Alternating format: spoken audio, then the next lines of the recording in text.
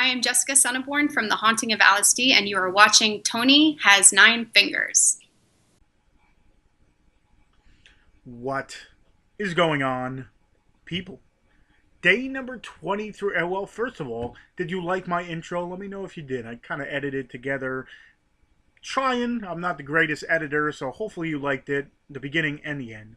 But anyway, the real reason you're here is for day number 23 of 31 Days, half October. This is my series where I do 31 reviews into, well, not 31, I got a few extra, but for 31 days straight, I will be doing a review. Today is day number 23. If you haven't checked the ones before, go ahead, check out the other ones. They're all horror movies for 31 days straight. So today's number 23. And usually I do it in alphabetical order, and I do it more indie horror. I didn't have, today would have been You, but I don't have one. So if you couldn't tell by the title, I'm doing a review for this one here. The Haunting of Alice D.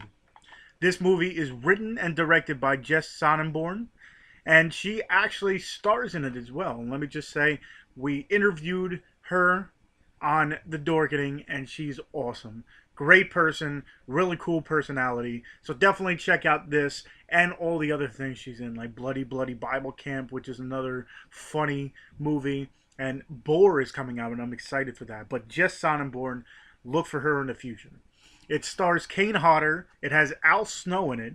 It has Juan Riedinger and Alan Sarven. So pretty much what happens in the beginning, it's not late 1800s, and you're at this Davenport House. It's pretty much like a brothel. And Kane Hodder's character has these two younger nieces who he kind of brings in because I guess at that point the parents die, so he brings them in, and a loving uncle, what would you do? Well, you kind of whore him out. It's a brothel, so he uses them to make himself money.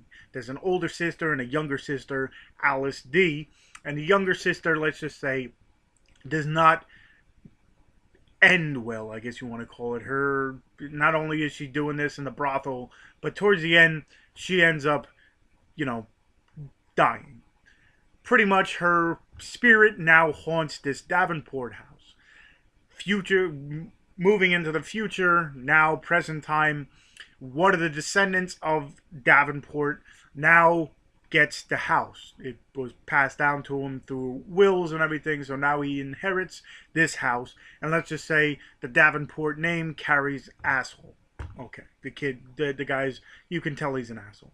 So anyway, he inherits his house, and he brings a whole bunch of his buddies into here. And for the night of fun and, what do? You start drinking, and then you invite a lot of, let's just say, exotic women over. So he brings these women, he's partying, a lot of people, they're having fun until later on in the night, strange things start happening. People start feeling weird. The one guy sees things. And let's just say Alice D is now bringing her revenge back with anybody that's now in this house.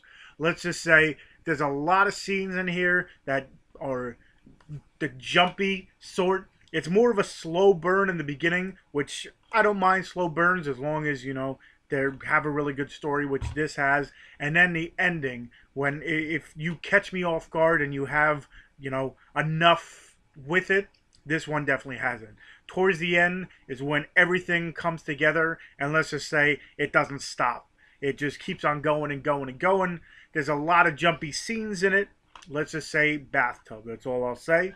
And yeah, I definitely enjoyed this one. If you haven't seen it, I'd say definitely go ahead, check it out. I'll leave a link to where you can purchase it, along with, where you can purchase other movies for Jess.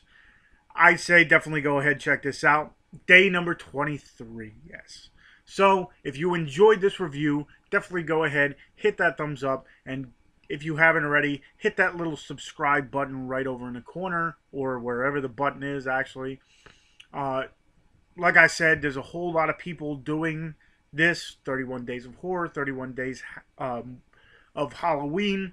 Definitely go ahead. I'll leave the links to that. All their channels. Check those out as well. And I'll leave the links to all my other social media. I got an Instagram, I got a Twitter, I got a whole bunch of stuff. So I'll leave those links. All the links I talk about or anything I talked about in this, I'll leave in the description. So again, hopefully you enjoyed this review.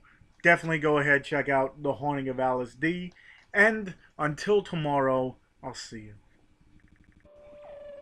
If you found the review you just watched enlightening and you want more of them, go ahead, hit that subscribe button in the corner, and check out all the other reviews I have, such as horror pack reviews and Netflix and chiller. If you want to check out all the other things I have, go ahead and check out my Instagram, where I show off the movies I have behind me. Or check out my Twitter, where I post all my videos and more. If you want to do that, go ahead, hit those buttons, and until next time, I'll see you.